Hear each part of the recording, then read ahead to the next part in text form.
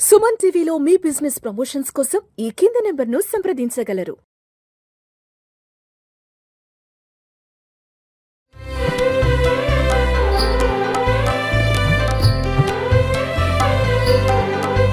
ஆண்டாள் திருவடிகளே சரணம். நீலாதுங்கஸ்தனகிரிதटे சுப்தமுத்போத்ய கிருஷ்ணம் பாரார்த்வம் ஸ்வம் ஸ்ருதிசதசிரசித்தமத்யாபயந்தி ஸ்வோச்சிஷ்டாயாம் ஸ்ரஜநிகலிதம் யா பலாத்கிருத்ய புங்க்தே கோதா தஸ்யை நம இதமிதம் భూయ ఏవాస్తు భూయః. భగవద్భక్తులారా, ఈరోజు మనం ఆచరిస్తున్నటువంటి ధనుర్మాస ఉత్సవంలో 6వ రోజు విశేషాలన్నీ కూడా తెలుసుకునే ప్రయత్నం చేద్దాం. ముందుగా పాశురాన్ని ఒకసారి అందరం కూడా అనుసంధానం చేసుకుందాం. ఆండాళ్ తిరువడిகளே శరణం. புள்ளும் சிலம்பினகான் புல்லரையின் கோயிலில் வெள்ளை விழிசங்கன் பேரரவம் கேட்டிலையோ, பிள்ளாய் எழுந்திராய் பேய்முலை நஞ்செண்டு கள்ளச்சகடம் கலக்கழிய காலோச்சி வெள்ளத்தரவில் துயிலமர்ந்த வித்தனை உள்ளத்துக்கொண்டு முனிவர்களும் யோகிகளும் மெல்லைந்து அரியன்ன பேரறவும் உள்ளம் புகுந்து குளிர்ந்து ஏலோரெம்பாவாய். ఆండాళ్ తిరువడిகளே శరణం. భగవద్భక్తులారా, ఈరోజు 6వ పాశురంలో అమ్మ మనకు చెప్తున్నటువంటి విశేషాలన్నీ కూడా చూస్తే, మనం అనుకున్నాము నిన్నటి వరకు 5 స్వరూపాల్లో ఉన్నటువంటి స్వామి యొక్క విశేషాలన్నీ కూడా తెలియజేసింది.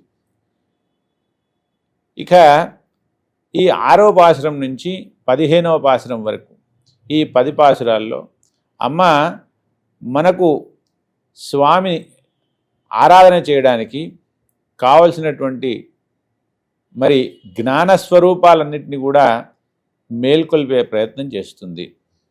అంటే ఒక 10 జ్ఞానులను మన జ్ఞానులను మేల్కొల్పుతుంది ఈ 10 పాశురాలలో.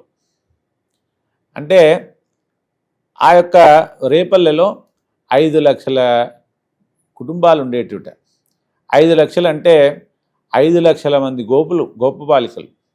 5 లక్షల్లో ఒక 10 రాలేదు అని అమ్మ గ్రహించింది. మనం అనుకుంటాం, మరి 5 లక్షల మందిలో కేవలం 10 రాకపోవడం ఏంటి, ఈ 10 రహస్యం ఏంటి అంటే, అమ్మ ఏదైనా మనము ఈ వ్రతం చేస్తూ ఉంటే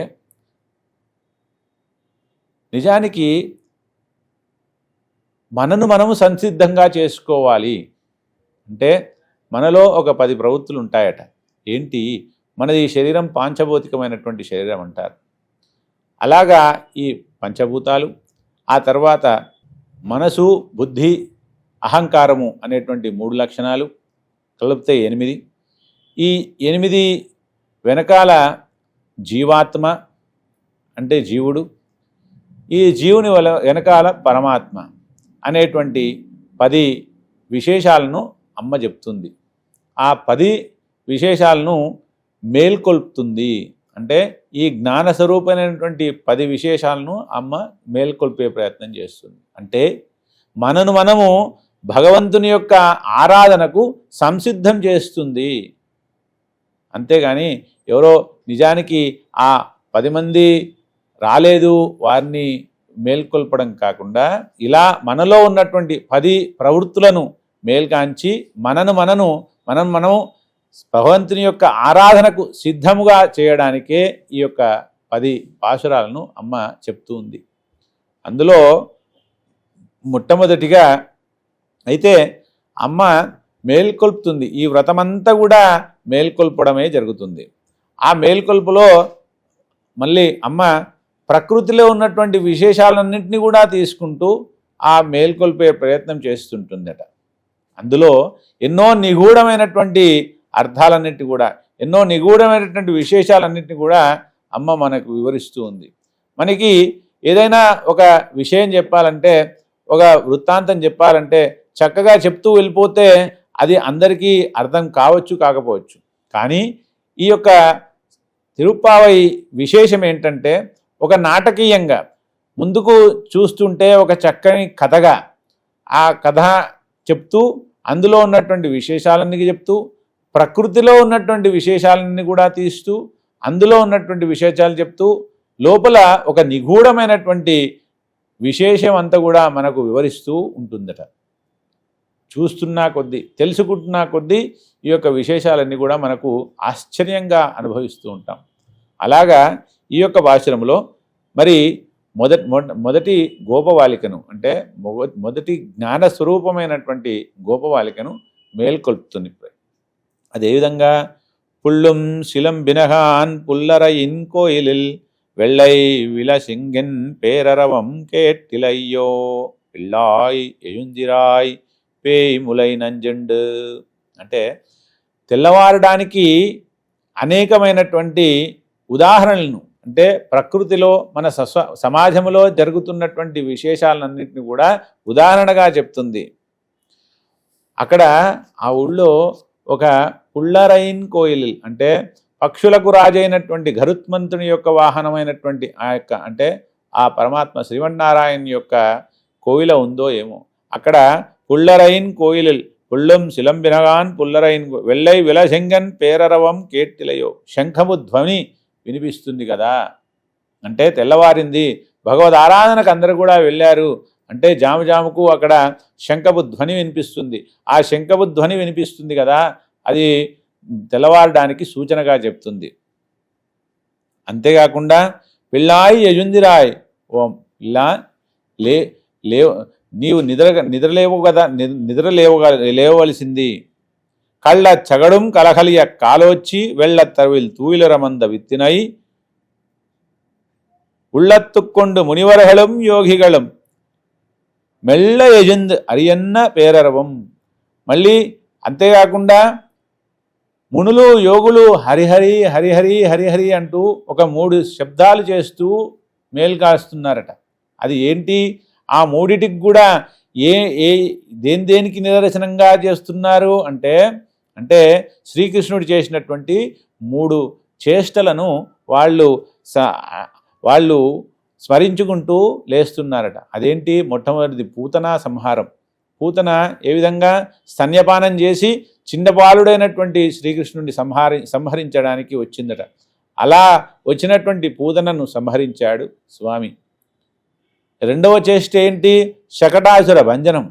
శకటాసుర భంజనం అంటే ఒక శకట రూపంలో, బండి రూపంలో ఒక రాక్షసుడు వచ్చి ఉంటే, మరి తన తల్లే తెలియకుండా ఆ శకటానికి బండికి కట్టేస్తే, ఆ స్వామి తెలియకుండానే ఆ పాదంతోని ఆ శకటాన్ని తన్నుతే అది విచ్చలివిడిగా శకటాలన్నీ కూడా చెదిరిపోయి విరిగిపోయి ఆ శకటాసుర భంజనం.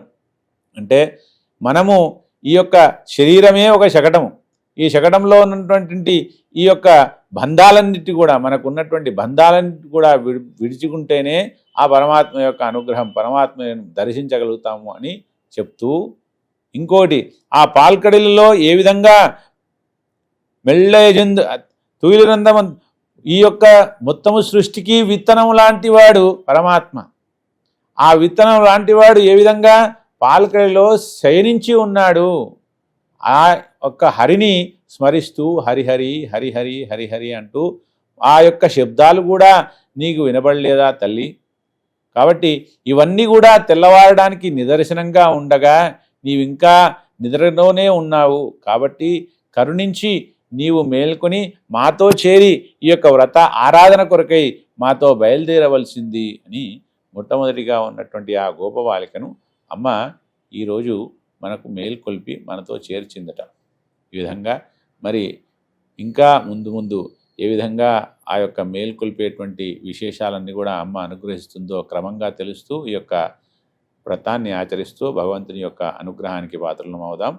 జై శ్రీమన్నారాయణ. ఆండాల్ తిరువడిగళే శరణం.